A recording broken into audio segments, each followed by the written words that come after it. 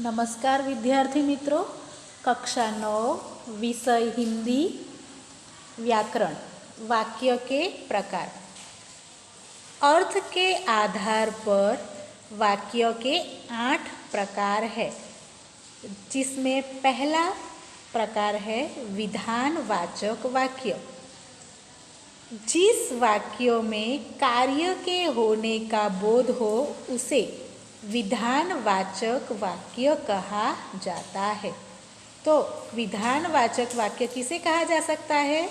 तो जिस वाक्यों में कार्य के होने का बोध हो उसे विधानवाचक वाक्य कहा जाता है। उसके उदाहरण कुछ इस प्रकार है। प्रियोदास सेवाभावी था।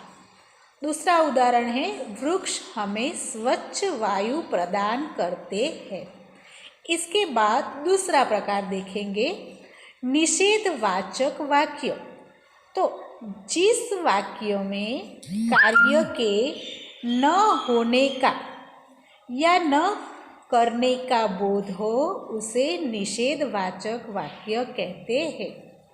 निषेधवाचक वाक्य यानी जिस वाक्यों में कार्य के न होने का या न करने का बोध हो उसे निषेधवाचक वाक्य कहते हैं। उसके उदाहरण इस प्रकार है। पहला उदाहरण है वह घर नहीं जाएगा। दूसरा उदाहरण है मैं आज खाना नहीं खाऊंगा। उसके बाद का है प्रश्नवाचक वाक्य। प्रश्नवाचक वाक्य यदि वाक्य में कोई प्रश्न किया जाए। प्रश्नवाचक वाक्य किसे कहते हैं? कि यदि वाक्य में कोई प्रश्न किया जाए तो उसे प्रश्नवाचक वाक्य कहा जाता है। तो उसका पहला उदाहरण है राजा का नाम क्या है? आप कहाँ रहते हैं? उसे प्रश्नवाचक कहते हैं। उसके बाद चौथा प्रकार देखेंगे विस्मयादिवाचक वाक्य। यदि वाक्यों में विस्मय, शोक, हर्ष, घृणा, खुशी आदि का भाव हो तो उसे विस्मयादिवाचक वाक्य कहा जाता है। उसके उदाहरण इस प्रकार है। अरे इतना सुंदर गुलमर्ग। दूसरा वाक्य है अरे ये क्या हो गया। तो यह विस्मयादिवाचक वाक्य के उदाहरण है। इसके बाद देखेंगे हम पांचवा इच्छावाचक वाक्य। तो इच्छावाचक वाक्य इसे कहते हैं कि जिस वाक्यों में वक्ता की इच्छा, आशा, शुभ कामना या शाप आदि अभिव्यक्त हो उसे इच्छावाचक वाक्य कहा जाता है। तो उसके उदाहरण कुछ इस प्रकार है। आपकी यात्रा मंगलमय हो। दूसरा उदाहरण है जा तुझे नरक में भी जगह न मिले। इसके बाद देखेंगे हम छठा प्रकार संदेहवाचक वाक्य। जिस वाक्यों में किसी कार्य के होने में संदेह हो, संदेह यानी शंका, उसे संदेहवाचक वाक्य कहते हैं।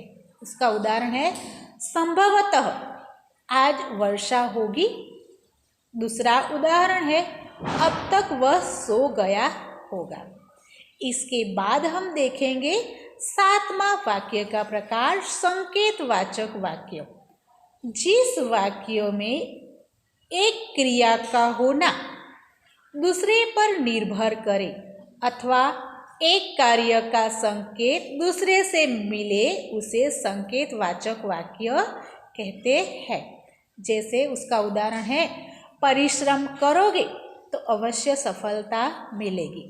दूसरा उदाहरण है यदि मौसम ठीक रहा तो हम घूमने जाएंगे।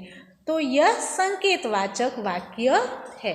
उसके बाद हम देखेंगे आज्ञावाचक। आज्ञावाचक का दूसरा अर्थ होता है विधिवाचक वाक्य। जिस वाक्य के द्वारा आज्ञा या अनुमति, प्रार्थना या निर्देश आदि का भाव प्रकट होता है उसे आज्ञावाचक या विधिवाचक वाक्य कहा जाता है। उसके उदाहरण यहाँ इस प्रकार है, यहाँ मत बैठो। दूसरा उदाहरण है, तुम जा सकते हो। ठीक है, तो उसके बाद देखेंगे हम, जो हमने 8 वाक्य के प्रकार देखे, उसके बाद हम रचना के आधार पर वाक्य के जो प्रकार है उसे देखेंगे। उसमें पहला वाक्य है सरल या साधारण वाक्य।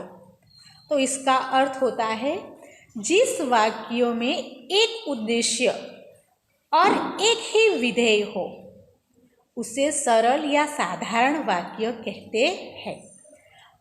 उदाहरण है, भार्गव ने पढ़ा। सरल यानी जिसे हम गुजराती में सादु वाक्य ऐसा बोलते हैं वो। दूसरा वाक्य देखेंगे हम, संयुक्त वाक्य। जिस वाक्यों में दो उपवाक्य यानी दो भिन्न भिन्न वाक्य किसी योजक यानी किसी एक शब्द से अव्यय से जुड़े होते हैं, उसे संयुक्त वाक्य कहते हैं। तो संयुक्त वाक्य किसे कहते हैं? जिस वाक्यों में दो उपवाक्य किसी योजक अव्यय से जुड़े होते हैं, उसे संयुक्त वाक्य कहते हैं। इसके बाद उसका उदाहरण हम देखेंगे। तुम नहीं जा सके तो बेटे को भेज देते, यानी यहाँ दो भिन्न भिन्न वाक्य तो अव्यय से जुड़े हुए हैं। उसके बाद देखेंगे तीसरा अंतिम वाक्य का प्रकार, मिश्र वाक्य यानी मिश्रण। जिस वाक्य की रचना एक से अधिक ऐसे उपवाक्य हो, उसे मिश्र वाक्य कहते हैं। मिश्र वाक्य किसे कहते हैं? तो जिस वाक्य की रचना एक से अधिक ऐसे उपवाक्य हो, उसे मिश्र वाक्य कहते हैं।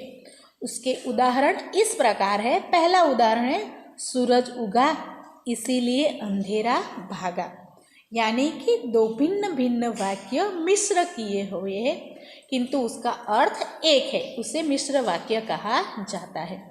तो यह वाक्य के प्रकार आप पढ़कर अपनी नोटबुक में लिख लेना। जय हिंद, जय भारत।